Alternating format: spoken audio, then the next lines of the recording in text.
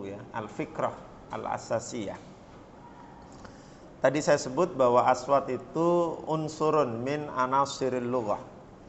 Jami'al lughat al-basyariyah awil insaniyah tatakawwanu awalan min aswat wa ba'da dzalika mufradat summa taraqib wa dalalah. Jadi komponennya adalah bunyi, kemudian bunyi itu ketika ditulis atau ketika diucapkan dirangkai dengan yang lain itu ada mufradatnya, dan rangkaian itu membentuk sebuah struktur, entah itu struktur dalam bentuk frasa, ibarat, ataukah dalam bentuk kalimat atau yang sering disebut dengan tarkib isnadi. Dan keseluruhannya itu mengandung makna tertentu, mengandung pesan tertentu. Nah, perhatian ulama Islam terhadap aswat ini sejak awal sebetulnya, karena terkait dengan bunyi bahasa Al-Quran. Maka di antara ilmu yang muncul di masa-masa awal itu adalah ilmu tajwid. Ilmun yadrusu kaifa yantiqu al-muslim atau yantiqu al-insan nutqan sahihan wa saliman li mufradat wa kalimat wa jumal al-Quran al-Karim.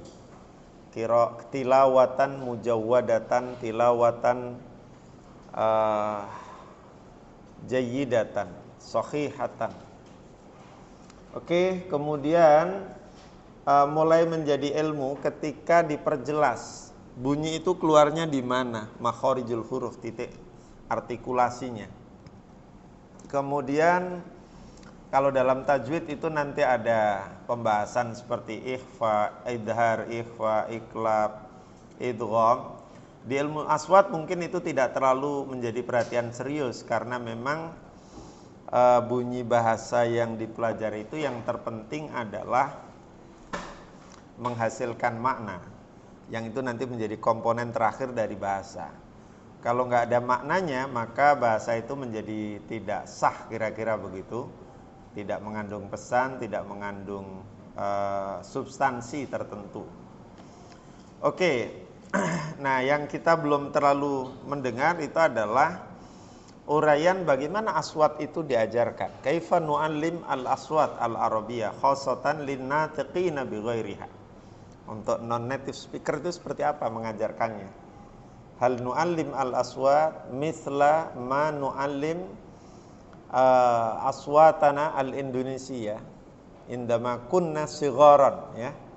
Apakah mengajarkannya aswat itu seperti kita dulu waktu belajar dengan ibu kita, dengan lingkungan keluarga kita, dengan bahasa ibu kita, atau seperti apa? Nah, ini menjadi kajian yang menarik saya kira. Tadi sebagian sudah diurai pendapat siapa? Al-Khalil ya, sebagai pencetus Mu'jam Al-Ain, kemudian muridnya Sibawayh yang meninggal dalam usia relatif muda, di usia 30, kalau 35 36 ya, karena diare kalau nggak salah itu. Saya baca di beberapa biografinya. Kalau Al-Khalil bin Ahmad relatif panjang usianya, lahir tahun 100 Hijriah, wafat 174 ya kalau nggak salah, 175 sekitar itu. Ya 70-an tahun gitu. Dan ulama-ulama Arab dulu itu mengkaji aswat, konteksnya adalah untuk, terutama konteksnya untuk penyusunan kamus dan juga untuk mengajarkan hal itu kepada orang asing non Arab atau ajam ya, aajim ya. Makanya disebut mu'jam. Mu'jam itu dari kata ajam sebetulnya ya, yang artinya asing. Jadi apa yang ada di kamus itu asumsinya adalah diperuntukkan bagi orang asing. Orang native speaker sendiri itu tidak terlalu perlu sebenarnya dengan kamus. Sama dengan kita tidak terlalu perlu dengan kamus bahasa Indonesia, karena sudah menjadi bagian dari hidup kita kan, kamus itu kan. Andai kan saudara tidak punya kamus bahasa Indonesia, kan kira-kira tetap bisa bahasa Indonesia ya? Iya kan? Tapi kalau kita belajar bahasa Arab nggak punya kamus, rasanya ada yang masih kurang gitu. Jadi produk dari kajian aswat itu untuk itu tadi, pengembangan kamus atau mufrodat, dan untuk pengenalan bunyi-bunyi bahasa itu kepada native speaker. Makanya nanti selain makharijul huruf, Itu juga dikaji sifat al-huruf. Sifat itu kalau bahasa kitanya adalah deskripsinya, narasinya. Huruf ba itu di mana keluarnya? Apakah di bibir tengah, bibir dalam, bibir luar gitu ya? Apakah bunyinya itu tanpa hambatan? Kan dari ini ya, organ bicara itu kan dari paru-paru ya, yang kemudian mengeluarkan gelombang. Gelombang apa itu? Yang kemudian menghentak ke luar. Al-jauf itu organ bicara kita yang lubang itu ada dua sebenarnya ya. Mulut, al-jauf, al-famawi, wal anfi, dan hidung. Makanya kalau pilek itu bunyinya jadi berubah, agak gimana gitu ya, agak bindeng, agak sengau atau apa gitu. Demikian juga kalau sariawan atau kalau sudah tua, hilang giginya itu jadi lain, ya kan? Karena nanti ada titik artikulasi yang mengharuskan itu ketemu antara misalnya gigi dengan gusi atau dengan langit-langit dan seterusnya. Oke, jadi makhorijul huruf, sifatul huruf, keterlibatan organ wicara apa saja. Nanti ada namanya ajhizatun nutki, organ wicara ya. Apa saja yang terlibat nih ketika kita mengucapkan huruf ain atau ghin, ghain ada yang bacanya begitu ya. Itu dipelajari di ilmu aswatnya. Dan produknya adalah kemudian kalau versi siapa tadi? Al-Khalil bin Ahmad itu adalah menjadi kamus itu. Makanya disebut kamus al-ain karena dasarnya adalah dari segi makhorijul huruf itu yang paling dalam itu adalah sautul ain ya, disebutnya begitu. Min aqsa al-halq, yang paling jauh ya. Sehingga ya agak berat tuh mengucapkan a bagi orang kita ya. Kalau kita mungkin bisanya a biasa saja yang seperti kita ucapkan sehari-hari. Oke, saya kira itu beberapa catatan awal saya. Yang kurang terlihat tadi itu adalah soal kaifa nu'allim al-aswat hatta yatamakkan at-tullab al-indonesiyun min nutki al-aswat al-arabiyah nutqan sahihan saliman munasiban li makharijil huruf. Nah, itu. Oke, silakan ditanggapi. Mungkin ada yang ingin ditanyakan, ingin diperdalam, diperinci, diperdetil gitu. Silakan. Apa yang tadi sudah dipresentasikan ini hanya komentar awal saja, nanti siapa tahu bisa menjadi pemicu dari diskusi kita menjadi lebih mendalam, kira-kira begitu. Ya, nanya ke situ kan, bukan ke saya kan? Tadi sangat menarik nih kaitan dengan fonologi bahasa Arab, di mana suara-suara yang dikeluarkan oleh para orang Arab.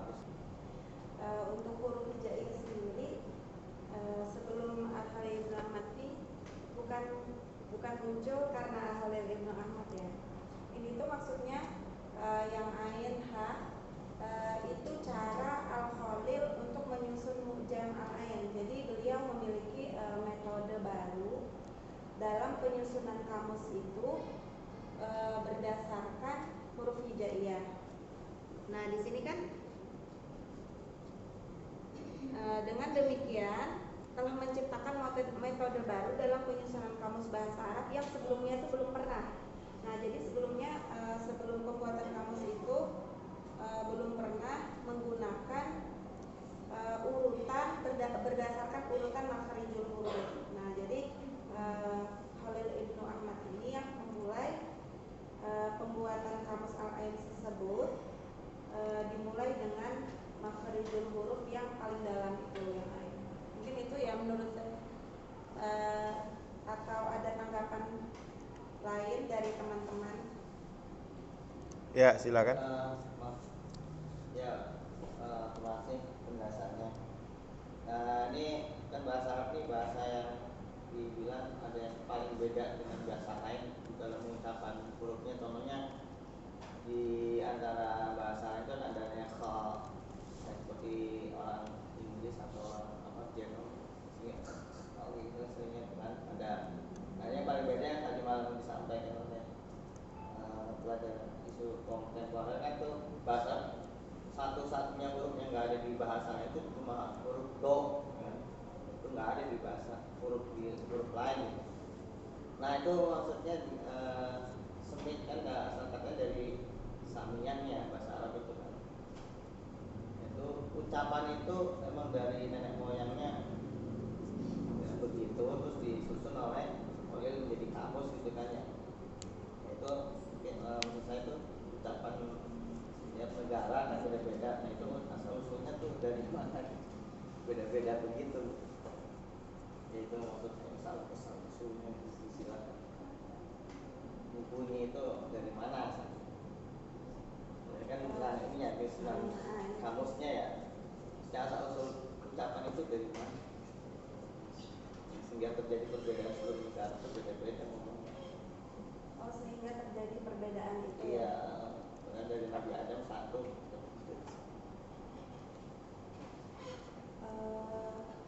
Kemarin itu tadi malam itu kalau tidak salah ya,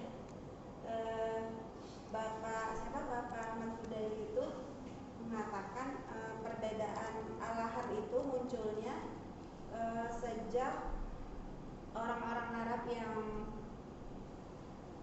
orang-orang Persia atau siapa yang berjualan di Arab.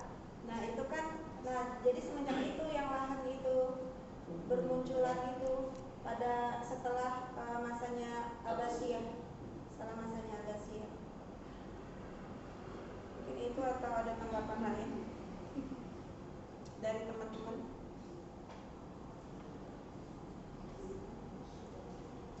Persia atau Persia sih kalau nggak salah. Oke, Bahasa Persia.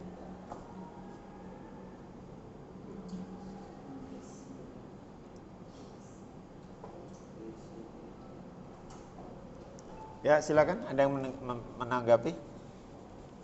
Dan bagaimana cara menanggapinya kalau pertanyaan seperti itu? Kita kan juga nggak tahu ya secara pasti ya dari mana. Tapi kita pakai teori bahwa al-insanu ibnu bi'atihi, manusia itu dibesarkan oleh lingkungannya. Manusia itu berbahasa karena faktor lingkungan sosialnya. Ada asumsi dan pernah dibuktikan bahwa kalau manusia itu diisolasi di tengah hutan, tidak diajak komunikasi, dia akan cenderung nggak bisa berbicara. Jadi yang membuat orang itu bisa mengucapkan Bandung, NG, ya karena kita tinggal di Indonesia. Coba orang Arab, suruh ngomong Bandung, nggak bisa. Menyapu, NY, saya kira hanya ada di Indonesia. Tapi giliran nanti yang apa itu di barat itu strahbo, jadi agak itu kita nggak punya, susah juga itu. Ya sederhananya itu saja, manusia itu dibesarkan oleh lingkungan sosialnya. Lingkungan sosial itulah yang menentukan dia bisa berbahasa sebagaimana bahasa orang tuanya. Makanya disebut bahasa ibu karena ibulah yang paling berperan dalam menjadikan manusia itu berbahasa. Nggak disebut bahasa ayah gitu. Ya, ayah kan begitu numpang ya, ikut nanam saham, setelah nanam saham ya udah. Nggak ikut banyak hal kan, ya kan? Andilnya kan lebih besar ibu tuh. Dan itu sesuai dengan hadis Nabi kan, siapa orang yang paling harus kita perlakukan dengan baik? Ibumu. Ditanya lagi ibumu sampai 3 kali gitu. Bagi yang alirannya itu ta'addud az-zaujatu, lihat tuh ibumu ada 3, bapaknya 1 gitu kan. Gitu kan. Padahal maksudnya itu apa? Kalau dalam ilmu statistik kontribusi ibu itu 75%. Maka ayahmu cukup disebut sekali, kalau digabungkan hanya 25%, 25 sama 75 gitu ya. Bukan soal disebut 3 kali lantas 3 ini yang. Jadi seperti itu. Jadi sekali lagi peran dan kontribusi seorang ibu itu sangat besar dalam menjadikan anaknya itu bisa berbahasa. Karena dia itu misalnya adalah orang yang terpelajar dan bahasanya bagus, maka pasti anaknya akan punya kemampuan berbahasa yang relatif bagus ya. Makanya disebut bahasa ibu. Ya berbeda-beda itu wajar juga karena adanya perbedaan lingkungan tadi. Kan keturunan Nabi Nuh tidak tinggal di satu area, kan kemudian hijrah kemana-kemana itu, jadi pengaruh alam juga turut mempengaruhi, ya kan? Orang yang tinggalnya di Sulawesi Selatan ya begitu lingkungannya. Sehingga kalau dia mengucapkan N itu menjadi sengau ya, Ikang Fauzi Makang Ikang. Ya kan? Padahal tulisannya Ikang Fauzi betul NG, makannya N saja, ikannya N saja tapi jadi Ikang Fauzi Makang Ikang. Ya karena begitu adanya. Ya kan? Kalau dari apa? Dari Sulawesi, dari Sumatera Barat juga lain lagi. Jadi yang berbau apa itu dibaca lakanut, itu bisa dibaca lakanui gitu ya. Atau kambing jadi kambiang, kandung kanduang gitu kan. Ya kayak gitu. Ya karena memang lingkungan alamnya mengendaki begitu kan. Atau Betawi ada tambahan hanya ya mirip Malih dan teman-temannya. Jadi Royanih, Malih, Saidih, kenapa nih gitu kan, atau bangsa begitulah ya, memang itu lingkungan alamnya yang membentuk seperti itu. Kalau ditanya lagi lingkungan alam atau lingkungan sosial itu bagaimana bisa terjadi seperti itu, kita kembali ke teori al-lughatu nidhamun i'tibati. Bahasa itu adalah sistem yang mana suka arbitrase, jadi ya kita nggak bisa arbiter, yang tidak bisa memaksa, maunya begitu ya sudah kita penuhi begitu. Sama dengan bahasa Tegal ya ada unsur ngapaknya, ada maningnya, laka atau apalagi itu bahasa-bahasa yang khas Tegal atau khas Banyumasan yang spesifik gitu ya, laka baik atau apalagi ya yang biasanya itu kepriben. Iya, siapa yang dari Tegal sana pasti bisa itu. Oke, saya kira itu saja. Jadi kita sebenarnya tidak terlalu berkepentingan untuk tahu asal usul karena itu sudah sifatnya nature ya, alami ya, by nature ya, by design, naturalnya begitu, alaminya begitu. Yang lebih penting lagi itu adalah bagaimana kalau kita belajar bahasa asing seperti bahasa Arab, kita bisa menirukan seperti yang dicontohkan oleh pemilik bahasa, oleh native speakernya. Itu yang kemudian kita ingin banget bahasa Arab seperti bahasa Arabnya orang Arab, bahasa Inggris seperti bahasa Inggrisnya orang Inggris gitu. Itu walaupun gak 100%. Karena itulah muncul konsep misalnya pentingnya penciptaan lingkungan berbahasa, karena dengan adanya lingkungan itu peserta didik terpengaruhi, terpola, terbentuk cara berbahasanya. Dan itu yang paling mahal, paling sulit membentuk lingkungan bahasa. Makanya ada, Inggris, kalau belajar Inggris tuh ke Pare, ke Diri sana gitu ya. Kampung Inggris, kampung Arab gitu. Iya. Sebenarnya metode yang paling efektif tuh ya nikah sama orang Arab itu, cepet itu. Iya, betul. Atau nanti tinggal di sana gitu. Iya, pakai bahasa pengaruh oleh lingkungannya itu, ya kan? Ada kawan saya itu dapat suami orang Medan, orang Batak. 5 tahun pertama itu kalau ngomong tuh udah, awalnya sih setahun itu masih, dia orang Sunda, orang Bogor gitu ya. Masih kelihatan Sundanya. Tapi begitu lama udah minum air Medan sono, udah makan, udah seperti Batak gitu. Dipindah ke Jawa. Dia agak melupakan Bataknya, sedikit beradaptasi karena kebetulan dipindahnya ke mana itu, timurnya Pekalongan itu apa namanya? Batang ya. Bisa sedikit bahasa Jawa. Dipindah lagi ke Magelang, masih Jawa lagi. Terus dipindah lagi ke Kalimantan karena dia hakim, tugasnya pindah-pindah ke NTT, sehingga yang tadinya Batak banget hilang kebatakannya. Gitu. Jadi lingkungan sekali lagi mempengaruhi apa? Mempengaruhi cara dia berbahasa, cara dia mengungkapkan sesuatu.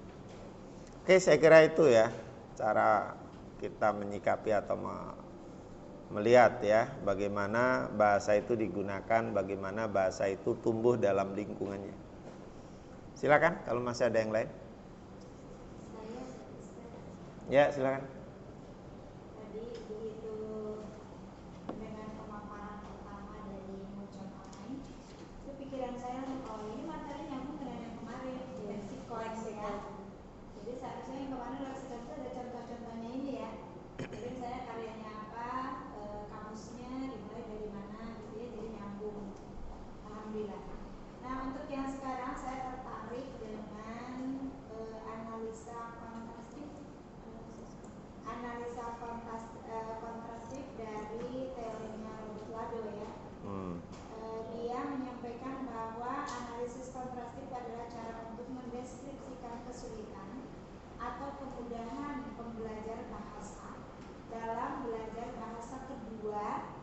dan bahasa asing atau bahasa asing?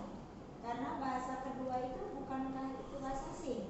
Karena bahasa yang pertamanya adalah bahasa ibu, ya kan? Mungkin itu maksudnya apa ya? Bahasa kedua atau bahasa asing. Nah ya, oke, berarti benar. Karena tadi saya terus mencoba memahami. Nah, pertanyaan saya karena ini judulnya adalah fonologi bahasa Arab, begitu ya? Nah, ini menurut teori ini fonologi bahasa Arab itu bagaimana? Begitu. Kalau yang tadi kan, yang Ahmad, yang pertama tuh Khalil Ibnu Ahmad itu karyanya Mu'jam, dengan fonologinya itu beliau membuat kamus. Kan hasil dari belajar fonologi itu diantaranya adalah menghasilkan kamus, menyusun kamusnya dari mulai ain, dari sisi suara, jadi menyambung gitu ya dengan judul ini. Nah, kalau Robert Lado itu gimana? Kalau Robert Lado itu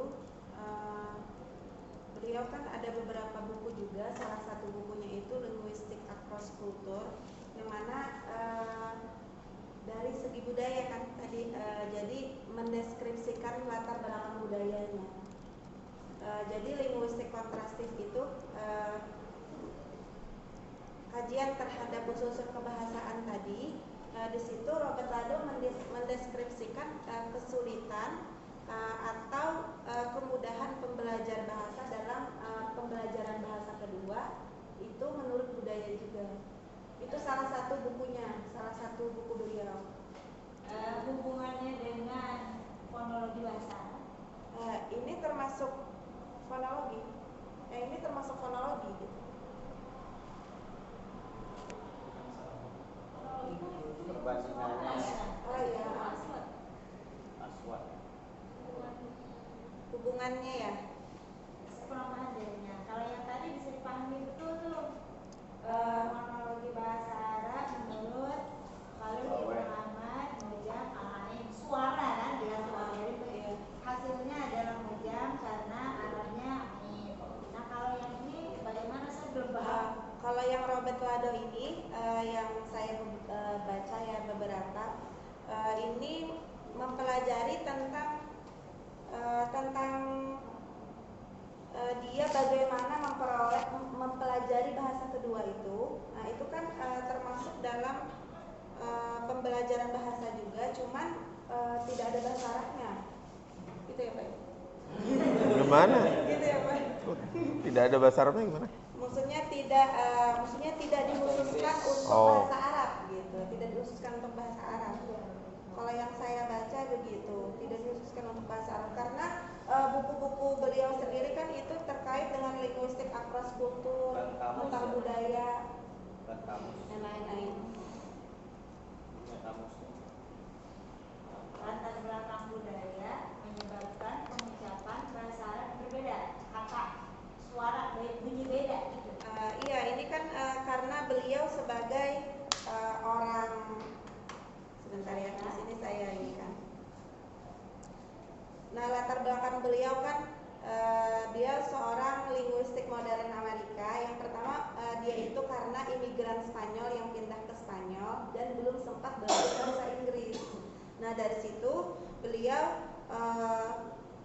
mulai belajar bahasa Inggris itu sebagai orang dewasa. Jadi belajar bahasa Inggris itu sebagai bahasa kedua karena waktu kecilnya kan pindah ke Spanyol tadi.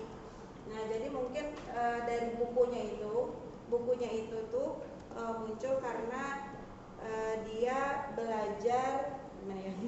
Karena dia belajar bahasa tersebut, bahasa kedua tersebut itu berdasarkan latar belakang budaya. Belum dapat dipahami ya, Bu? Saya juga sebenarnya belum. Mungkin dia, menurut saya mah kan dia di Spanyol. Iya, enggak, dia tuh asli Amerika. Iya, Amerika aslinya, cuman waktu kecil kan pindah ke Spanyol, jadi belum sempat belajar bahasa Inggris gitu. Waktu dewasa mau belajar bahasa Inggris lagi, kan kesusahan nih karena nggak paham. Jadi bahasa Inggris itu bagi Robert Lado sebagai bahasa kedua. Makanya itu juga bukunya muncul bagaimana sih belajar bahasa kedua itu kalau bagi orang yang bukan orang situ gitu, orang bahasa orang Inggris gitu. Ya, Mungkin jadi gitu. mengkaji tentang cara bagaimana mempelajari bahasa asing gitu ya. Kayak kita belajar bahasa Inggris gimana caranya biar mudah Indonesia.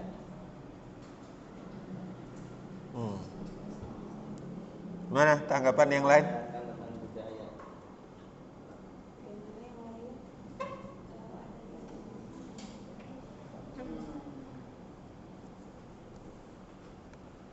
Masuk dari lahjah ini ya, karena lingkungan ya. Kayak misalkan orang Banjar itu kan kebanyakan orang Banjar Kalimantan Selatan itu banyak yang tidak bisa menyebutkan R, jadi ro itu ho gitu. Nah itu juga karena pengaruh lingkungan juga.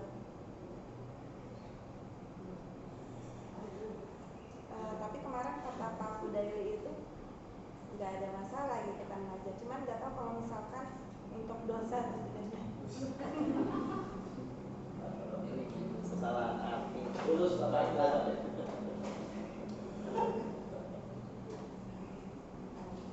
dosa.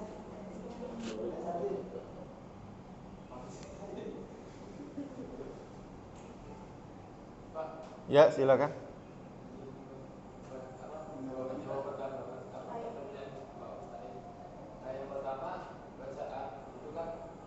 Soal belajar biasa aja kenapa sampai ke sana-sana? Itu biarlah urusan dengan Allah saja, karena pada akhirnya ketika kita misalnya baca Quran itu kan yang tahu isi hati kita kan Allah kan. Ya kalau salah-salah ya masih wajar kalau memang dalam kondisi belajar ya. Kalau sudah mungkin sudah menguasai ya salah, mungkin juga masih ada unsur alpanya, ketidaksengajaan ya, karena bahasa Arab itu bukan bahasa kita. Salah itu wajar, bahkan dalam konteks tertentu salah itu perlu supaya belajar, supaya kita tidak mengulangi kesalahan yang sama. Yang jadi problem lebih lanjut, ini kadang-kadang kita mengukur suatu kebenaran dengan standar tertentu saja, padahal ada standar yang lain ya. Ada standar lain yang karena kita belum tahu, boleh jadi ketika baca itu disalahkan. Sebagai contoh begini, saya tunjukkan aja. Ini bacaan surat Yasin yang versinya versi Maghribi. Bisa enggak? Oh, masih proses ya.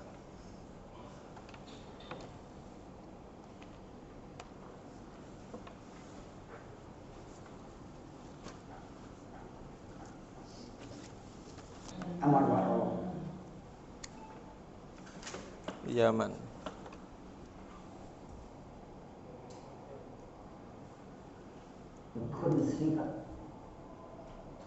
إنك لمن المرسلين على صراط مستقيم تنزيل العزيز الرحيم لتنذر قوما ما أنذر آباؤهم فهم غافلون لقد حق القول على أكثرهم فهم لا يؤمنون إنا جعلنا في أعناقهم أغلالا فهي إلى الأذقان فهم مقمحون وجعلنا من بين أيديهم سدا ومن خلفهم سدا. Sudan kan? Ya, jangan disalahkan, itu versi yang lain. Kalau Tebari ada juga yang nanya, gimana status di surat Al-Fatah ya? Ada alaihu, bukan alaihi. Nah, itu salah nggak itu? Enggak, itu versinya yang lain. Coba saya tunjukkan, dia kalau dia yang baca itu alaihi itu. Itu suratul Fatah ya. Coba Hisham surat Al-Fatah.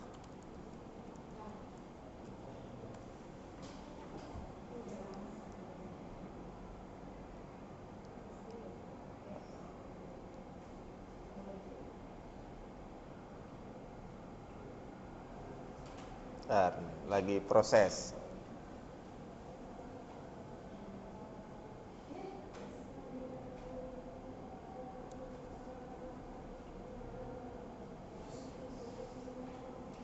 لك فتحا مبينا ليغفر لك الله ما تقدم من ذنبك وما تأخر ويتم نعمته عليك ويهديك صراطا مستقيما وينصرك الله نصرا عزيزا هو الذي أنزل السكينة في قلوب المؤمنين ليزدادوا إيمانا مع إيمانهم ولله جنود السماوات agak di sini ya biar cepat. وغضب الله عليهم ولعنهم وأعد لهم جهنم وساءت مصيرا ولله جنود السماوات والأرض وكان الله عزيزا حكيما إنا أرسلناك شاهدا ومبشرا ونذيرا لتؤمنوا بالله ورسوله وتعزروه وتوقروه وتسبحوه بكرة وأصيلا إن الذين يبايعونك إنما يبايعون الله يد الله فوق أيديهم فمن نكث فإنما ينكث على نفسه ومن أوفى بما عاهد عليه الله alaihi kan? Bukan alaihu. Jadi itu versi yang lain lagi. Jadi bacaan Quran itu tidak tunggal. Beragam kan? Maka ada qiraah waros, ada qolun, ada ad-duri, ada hafaz gitu kan. Ini versi yang lain. Jadi kalau nanti ini ingin mendengarkan bacaan yang menurut saya sangat merdu dan versinya beda, Ibrahim Al-Harras ini bisa jadi referensi ya. Dan itu dalam beberapa hal bisa menjawab beberapa pertanyaan yang terkait dengan bacaan yang menurut kita agak-agak aneh dibanding dengan pada umumnya ya. Kalau baca wala tahsabanna itu tidak tahsaba tapi tahsib kalau nggak salah iya. Itu berarti di surat apa itu? Banyaklah. Am hasibtum itu apa? Surat apa itu?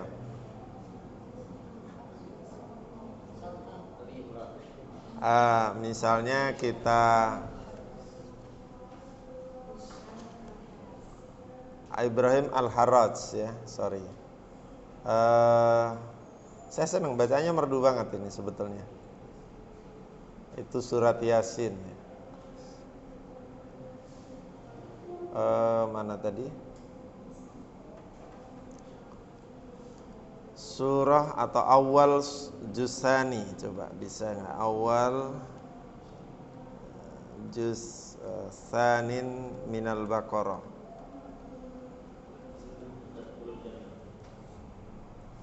Itu kan di awal juz itu wala tahs. Coba.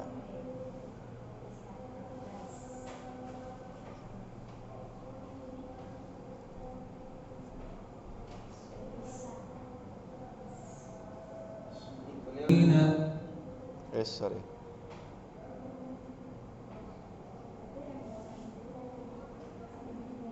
Ini karena berat ya, panjang surat Al-Baqarah jadi agak ini.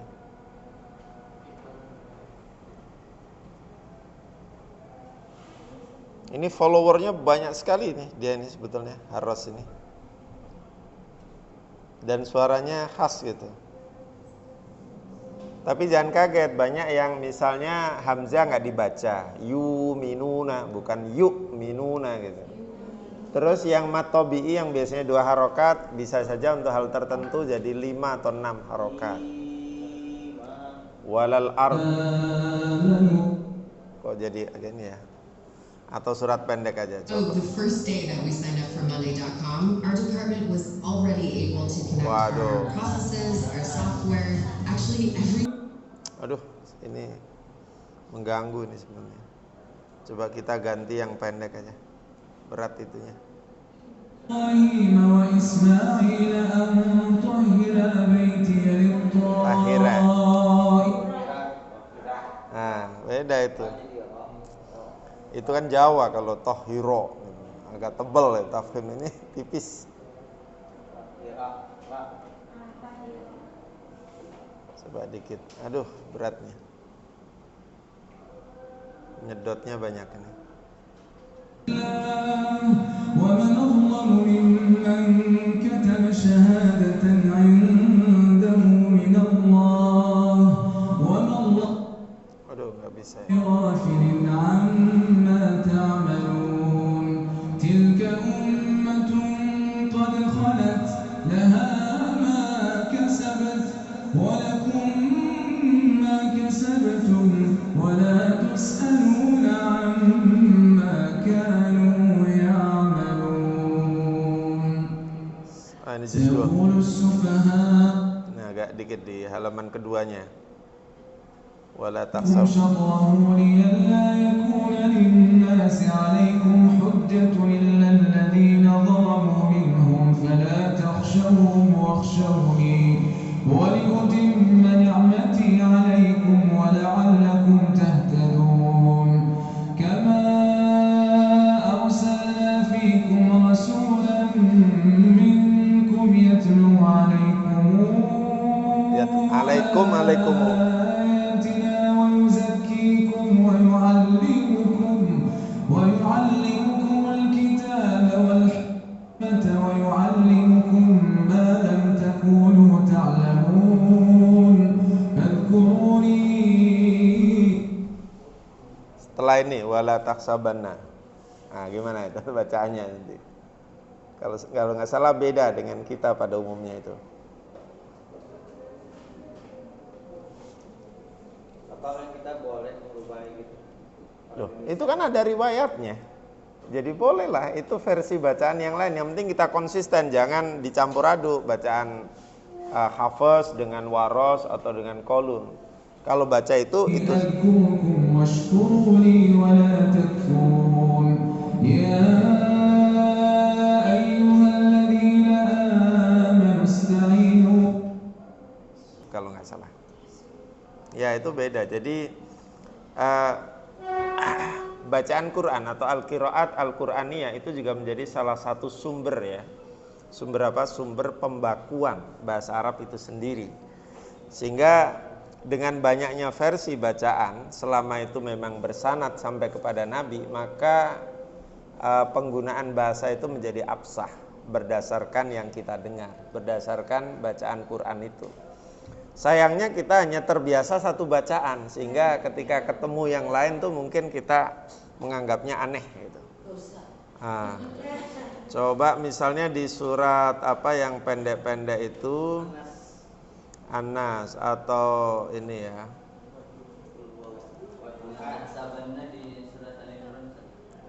Yang lain lagi apa? Hiras, surah, Amma yatasaalun.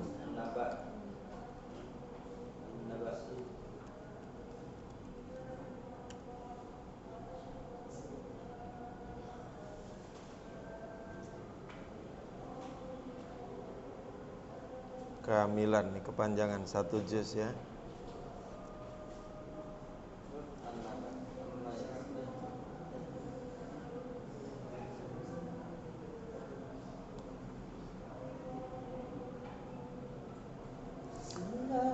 Baik, sambil ini silakan ditanggapi lagi. Masih lama ini. Yang terkait dengan aswat ini terutama pembelajarannya yang tadi saya singgung itu belum kelihatan. Gimana itu?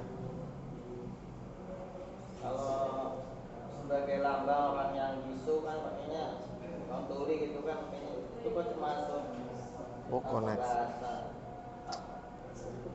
pakai suara namanya dia non kacan non bisu ya orang tuli makanya kalau itu tuh itu namanya termasuk fonologi bukan tanpa suara.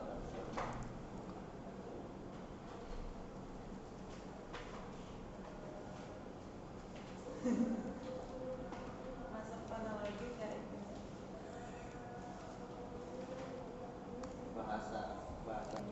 Menurut Ibrahim Al-Fauzan ya, Abdurrahman bin Ibrahim Al-Fauzan, itu ada nanti. Lama ini.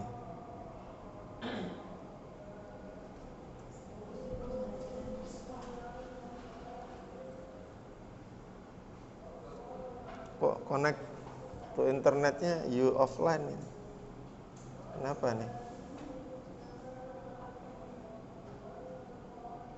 Menurut ini yang terbaru ya, menurut Ibrahim Al-Fauzan atau Abdurrahman bin Ibrahim Al-Fauzan.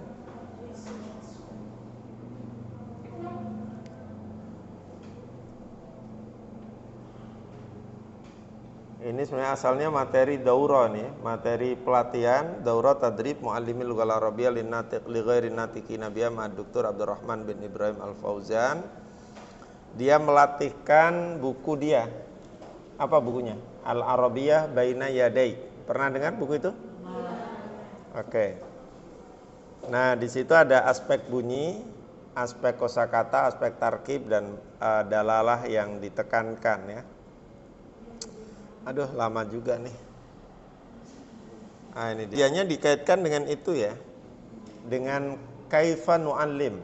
Jangan lupa itu, bagaimana membelajarkannya, bagaimana mengenalkannya. Aduh, lama sekali nih. Apa bisa atau tidak nih? Coba nih saya pindah ke sini nih. Siapa tahu ini lebih mudah.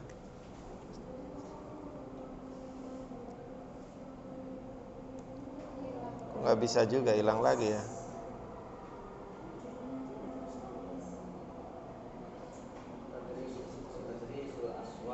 Nanti silakan lihat aja di sini. Ini ada lengkap, mulai dari tadrisul aswad, tadrisul mufradat, tadrisul tarokib, tadrisul apa lagi itu banyak di ini. Di YouTube-nya ini ya. Bisa nggak itu?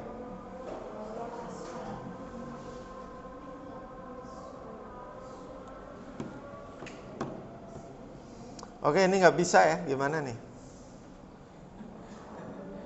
Tergantung pada teknologi, teknologinya nggak nyambung dengan baik.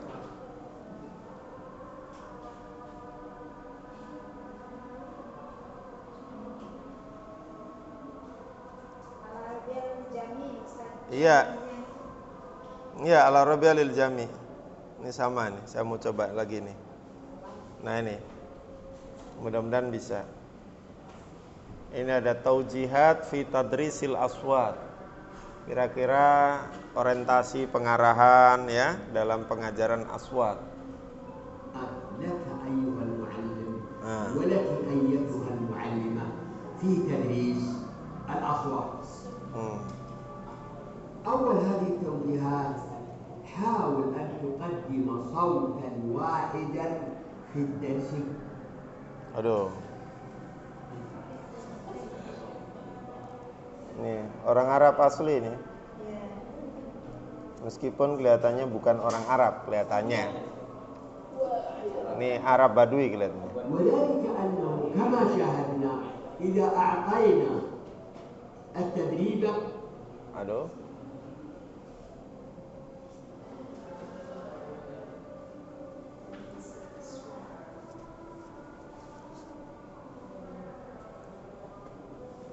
Nih.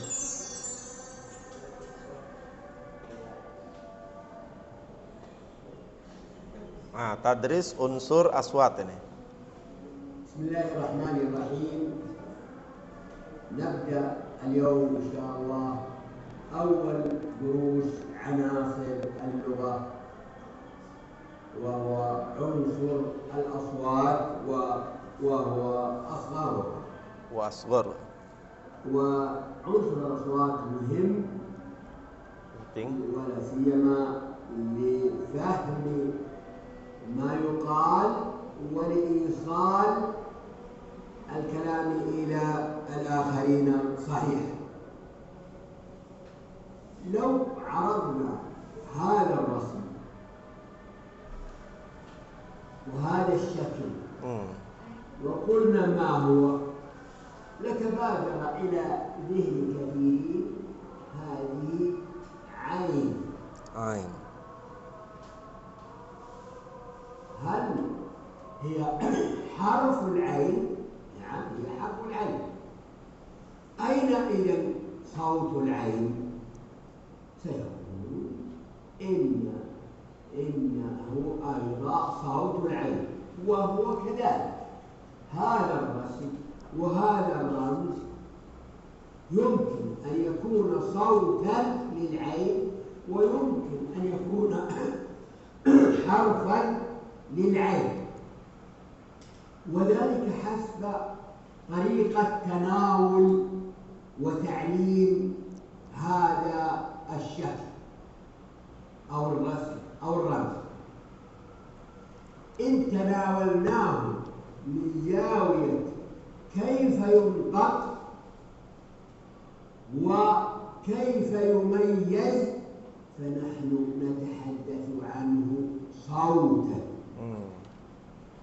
إن تناولناه من زاوية كيف يكتب، كيف يكون في أول الكلام وفي وسط الكلام وفي آخر الكلام، نحن بهذا الصدد نتناول هذا الرسم على أنه حرف.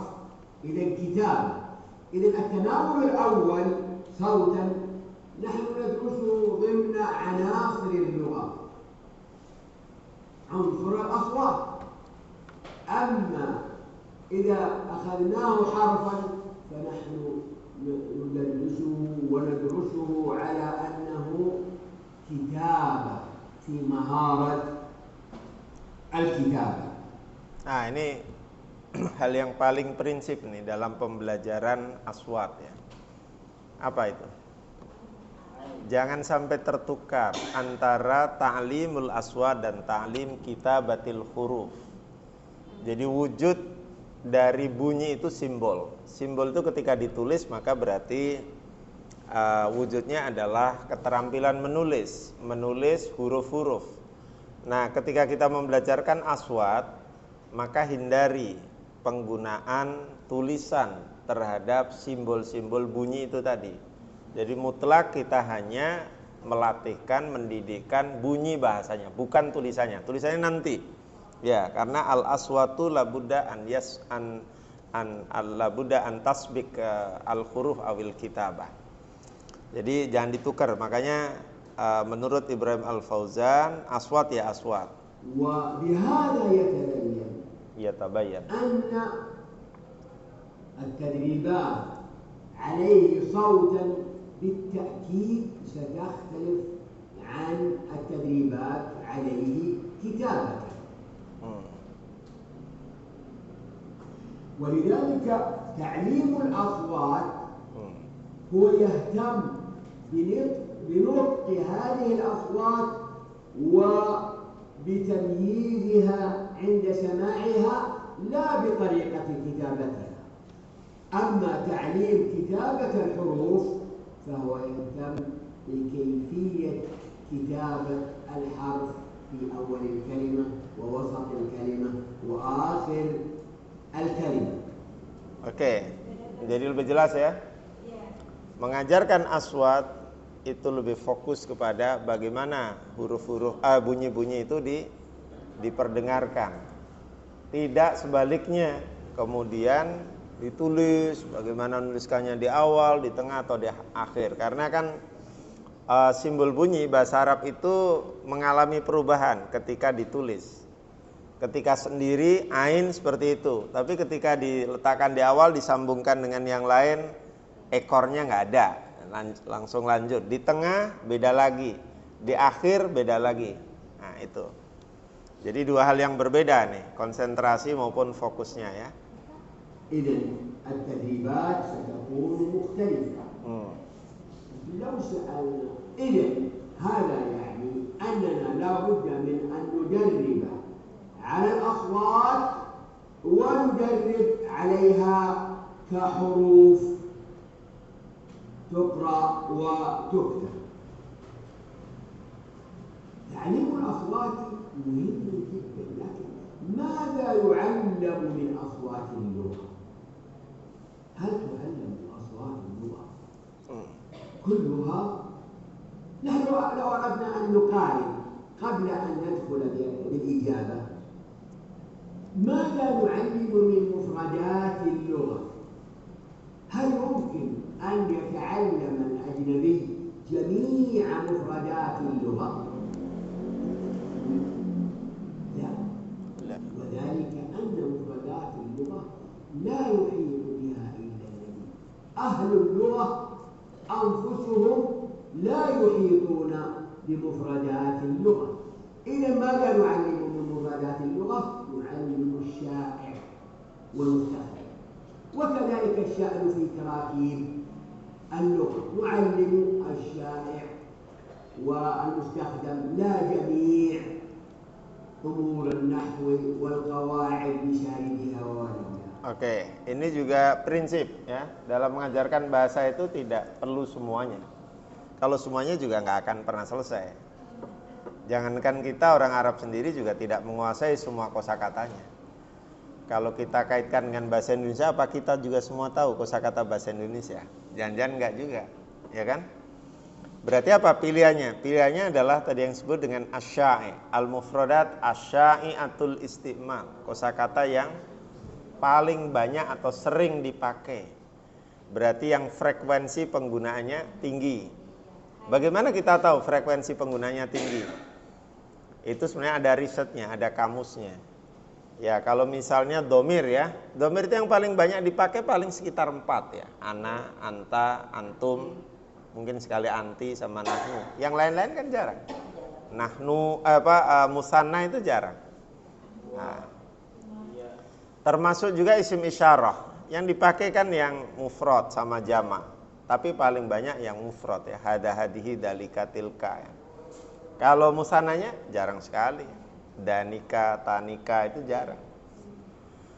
Dalam aswat juga seperti itu. Na'udu ila su'alina. Mada yu'allam min aswat al-lugha? Mada nu'allim min al-aswat al-arabiyah. Ini pertanyaan penting nih. Mahdudah. Walidha fa'innaha tu'allam kulluha. Wadhalika annaha satarid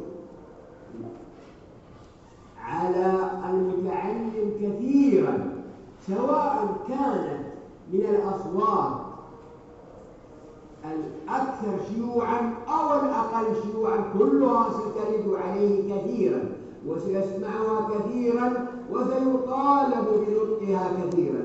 هذا يعني أننا سنعلم أصوات اللغة كلها، لكن الحقيقة أن أصوات اللغة تنقسم إلى قسمين بالنسبة للمتعلمين.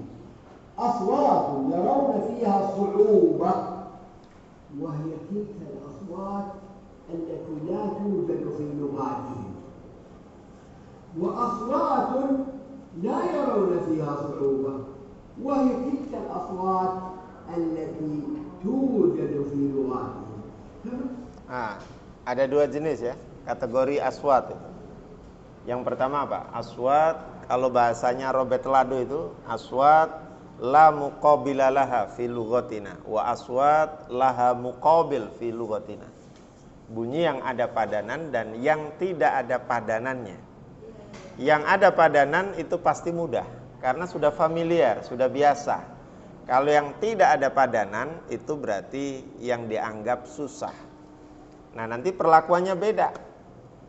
Skala prioritasnya beda. Makanya kembali ke pendapat Robert Ladu dengan adanya al-manhaj at-taqabuli. Manhaj taqabuli itu apa? Kontrastif method ya, metode kontrastif. Kita nanti bisa memetakan mana yang kategorinya ada perbedaan dan ada persamaan antara 2 sistem bahasa pada level bunyi. Nanti pada level sorof, pada level nahwu dan seterusnya. Kita bisa memulai dengan skala prioritas yang ada persamaannya, yang sudah familiar itu didahulukan dalam proses pembelajarannya. Karena mereka merasa, wah ini sama nih, gampang nih. Tapi yang berbeda Misalnya sa itu kan nggak ada itu. Ha, ho, zal, ya, shin, sod, dot, to, do, itu kan nggak ada. Ain, ghin, itu kan nggak ada. Itu jangan duluan, itu harus belakangan. Dan ada nanti di sini diajarkan juga bagaimana mendrill atau melatihkannya supaya mereka lama-lama bisa. Termasuk yang tadi disebut lughatul dhad. Yang khas الأصوات الشفهية الباء والميم bab وحتى اللام وهذه الأشياء نحن لا نتوقع أن تشكل صعوبة عند أغلب أصحاب اللغة. لكن الصاد والضاد والطاء والضاء والعين والغين والحاء والخاء والقاف وأمثالها قد تشكل صعوبة على بعض الدارسين. قد يصعب بعضها على أصحاب لغة وبعضها على أصحاب لغة، وقد تشترك كثير من اللغات باعتبار هذا من الأصوات الصعبة أو الأصوات العربية الصعبة. إذا قسمنا الأصوات إلى نوعين، نوع نتوقع أن يكون صعبا على الدارسين، ونوع نتوقع أن يكون سهلا. ولذلك sebelum walidhalika tadi natawaqqa an yakuna so'ban an yakuna sahlan itu apa maksudnya? Nampak mamana natawaqqa atau ya atawaqqa yang kita prediksi. Jadi mengajar itu juga harus memprediksi apa yang dikira-kira atau dirasakan sulit. Ya, dan sumber kesulitan itu adalah perbedaan. Makanya manhaj taqabuli atau kontrastif method itu berusaha menemukan perbedaan. Berusaha menjelaskan dan memetakan mana yang berbeda dan mana yang sama. Ya, bunyi ya, pada level bunyi berarti kita bisa menghadirkan yang sama itu apa saja bunyinya, yang beda itu apa saja. Yang berbeda itu mestinya diprediksi lebih sulit. Karena keberbedaan itu biasanya tidak familiar di lidah orang kita, orang Indonesia, ya kan? Kan banyak yang sudah terbiasa sa jadi sin biasa. Dan bahkan ketika itu digunakan dalam bahasa Indonesia sudah bertransformasi. Selasa itu kan sebenarnya dari sulasa, dari sin, sa gitu kan. Tapi dari selasa biasa gitu kan. Khomis, kho, tapi jadi ka, kamis, bukan khomis ya kan. Nah, jadi sudah ada contohnya bahwa ternyata karena sulit maka bunyinya bukan sesuai dengan aslinya, sudah mengalami perubahan. Haji, haj, ada di Jawa disebutnya Pak Kaji, bukan wa, atau Wak Kaji, bukan Wak Haji. Ha jadi ka gitu kan. Ya, saya kira juga sama. Zuhur itu jadi luhur ya, atau johor kalau di tempat lain ya. Jadi dot itu bisa berjadi L. Maka lahir batin itu dari bahasa Arab, dari zahir dan batin. Di Malaysia atau di Thailand Selatan tuh masih menggunakan versi Arabnya. Jadi mohon maaf zahir ya, batin bukan lahir batin. Nalar bahasa Indonesia itu dari nador sebetulnya. Lafal itu lafad. Jadi dot berubah menjadi L. Nah, itu kenyataan bahwa ketika kita mengalami kesulitan, kita berusaha mencari yang lebih mudah. Termasuk dalam pengucapan ya. Sa itu kan susah. Jadi ya sa aja lah gitu kira-kira ya. Kan jadi Selasa, jadi Kamis tadi kan. Oke, jadi prediksi terhadap kesulitan itu penting supaya kita bisa antisipasi. Jangan sampai seperti mungkin Anda pernah lihat ya di YouTube itu ya. Ada seorang yang anak ya belajar mengucapkan Maliki Yaumiddin, makili atau apa itu. Atau ketuhanan yang Maha Esa jadi kehutanan dan apa itu. Mungkin pernah kan? Betapa susahnya itu anak-anak ya.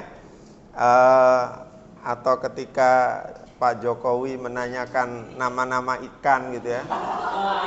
Itu jadi tongkol jadi yang macam-macam itu kan. Mungkin sudah lihat kan. Itu dalam perspektif aswat Ya berat jadi susah kalau udah terlanjur seperti itu kan. Ya, disuruh makan ikan tongkol maunya yang lain ya. Oke, jadi gitu ya. Tongkol disuruh bolak-balik. لهذين النوعين سنراعي هذا التقسيم. الأصوات الصعبة ينبغي أن تعلم بطريقة مباشرة ويركز عليها وتكثف التدريبات عليها. أما الأصوات السهلة فإنها تعلم بطريقة غير مباشرة يتعلمها من السياقات العامة وهي لا تشكل في الأصل صعوبة لديه. إذن الأصوات الصعبة لا بد من أن نركز عليها وتعلم تعليما مباشرا. والفرق كبير بين التعليم المباشر والتعليم غير المباشر. Oke, kita fokus tadi. Apa yang bisa kita tangkap? Ini terkait dengan ta'lim al-aswat ya. Dengan dua prediksi tadi, al-aswat as-sha'bah was-sahlah. Kalau yang sha'bah, apa pendekatannya? Dengan ya pendekatan langsung, mubasyirah. Terus ada tarkiz ala at-tadribat. Latihannya harus lebih terfokus, lebih berulang-ulang, intensif, mukassaf ya. Intensif ya. Kalau yang sahlah melalui kontak aja udah gampang tuh. Mereka misalnya sin ya, itu sudah bisa lah. Dalam bahasa Indonesia kan ada saya, ada apa lagi, selalu dan lain-lain ya. Sehingga mereka tidak terlalu berat karena memang sudah kita miliki dan kita praktekkan ya. Ain, ini berat. إنها وردت في الحوار السلام عليكم وعليكم السلام. إذا وردت في الحوار وسيستمعون إليها جيدا وسيطالبون بنطقها. يطالب بنطقها، يطالبون بنطقها. على مثل هذا الصوت الصعب إذا لابد من المعلم تعليما مباشرا مثل مثلا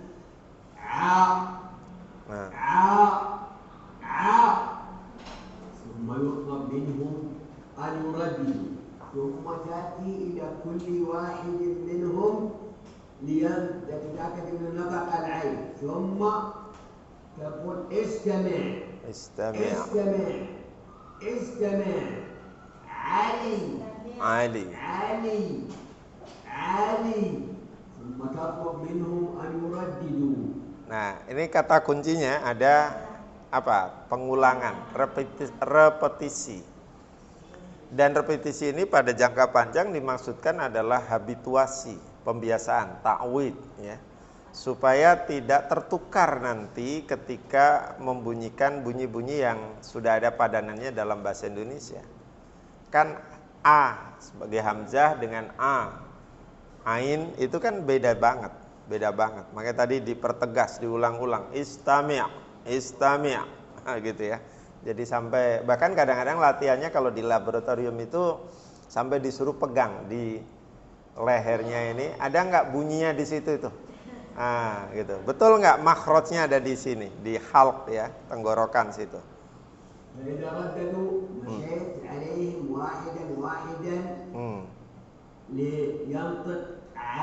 علي وإذا تعثر أحدهم ورأيت أنه سيتأخر أرجئه إلى نهاية الصف ثم عد إليه ثم تنتقل إلى تدريب آخر استمع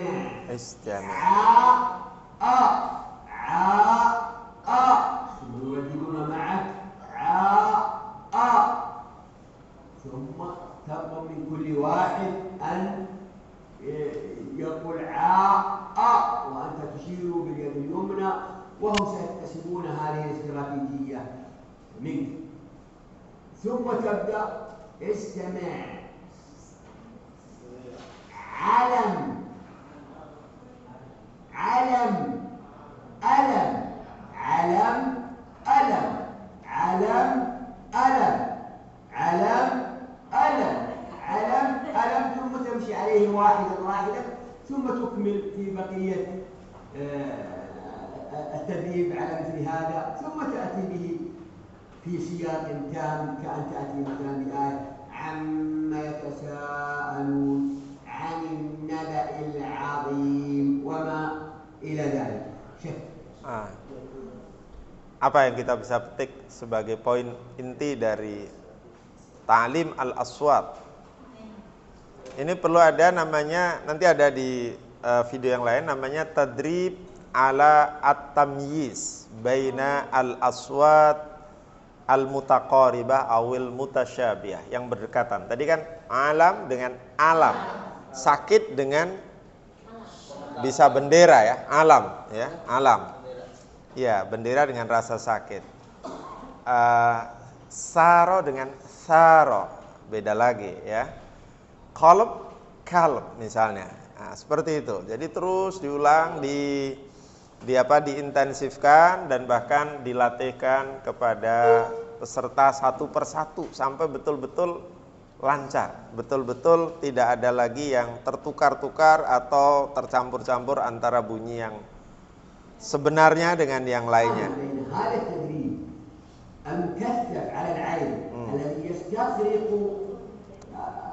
الحصة كاملة الساعة كاملة وبين أنه ورد في السلام عليكم وعليكم والسلام لذلك ينبغي التركيز عليها لأن إجادة نطق الأصوات هو المدخل الصحيح لتعلم اللغة والطالب إذا أجاد نطق الأصوات تكون عنده شجاعة في الكلام لأنه لا يقرأ في وجوه السامعين بعض الاستنكار أو الاشمئزاز.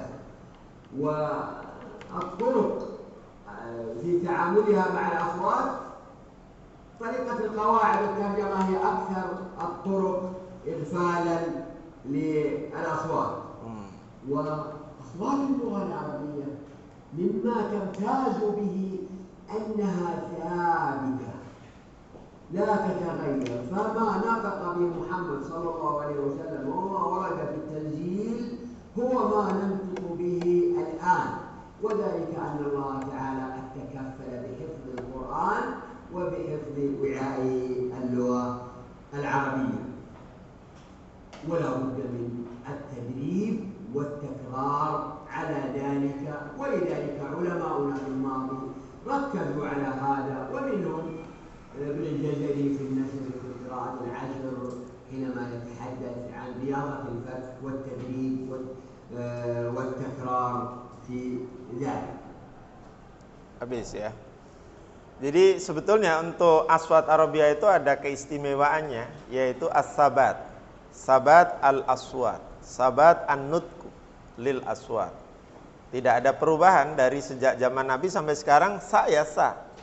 Kalau bahasa Inggris bisa berubah, misalnya gabungan antara good ya, G-O-O-D, good ya. Tapi ketika B-L-O-O-D, kan bacanya bukan blood tapi blood, darah. Kan berubah tuh, walaupun sama strukturnya. Atau I dibaca I kadang-kadang ya. Tapi ada juga yang nggak dibunyikan, misalnya tulisannya Island, island. Nah, di mana itu S-nya itu? Nah, ini menunjukkan bahwa bahasa Arab dari segi simbol bunyinya itu memiliki kekhasan tanpa adanya perubahan dari segi nut. Bahasa Inggris, bahasa Prancis lebih ini lagi, tulisannya panjang, bacanya sedikit ya. Jadi misalnya Rousseau, Zhang Zak, Rousseau, tulisannya kan panjang begitu kan, bacanya cuma Rosso gitu aja, mirip bahasanya Mbah Marijan ya, Rosso, Jean-Jacques Rousseau ya. Atau Sigmund apa bacanya? Freud apa Freud? Ah, susah itu. Ya, Sigmund Freud gitu ya. Oke, jadi itulah kelemahannya. Dan satu lagi yang tadi ditegaskan, bahasa Arab ini ada wadah yang mengawal standarnya, yaitu Al-Quran. Jadi adanya Al-Quran itu membuat bunyi bahasa Arab itu terjaga, terpelihara. Jadi kalau ada ayat inna nahnu nazzalna dzikra wa inna lahu lahafidun, itu berlaku juga pada bunyi bahasanya. Bunyi bahasanya di samping mufradatnya, strukturnya dan lain sebagainya. Ya, kita bersyukur kepada Allah, satu-satunya bahasa yang mendapatkan himayah ilahiyah yakni al-lughah al-arabiyah. Ada proteksi, ada perlindungan, ada pengawalan ya. Himayah ilahiyah itu istilah yang digunakan almarhum belum lama ini meninggal Yusuf Qaradawi di dalam sebuah tulisannya kalau nggak salah, itu adalah al-lughah al-arabiyah. Yang lain nggak ada garansi, yang lain nggak ada jaminan, hanya bahasa Arab yang ada jaminannya karena terkait dengan bahasa Al-Quran. Baik, saya kira demikian. Masih ada yang mau disampaikan? Paham? Insya Allah pahamnya. Ini punya siapa tadi? Takutnya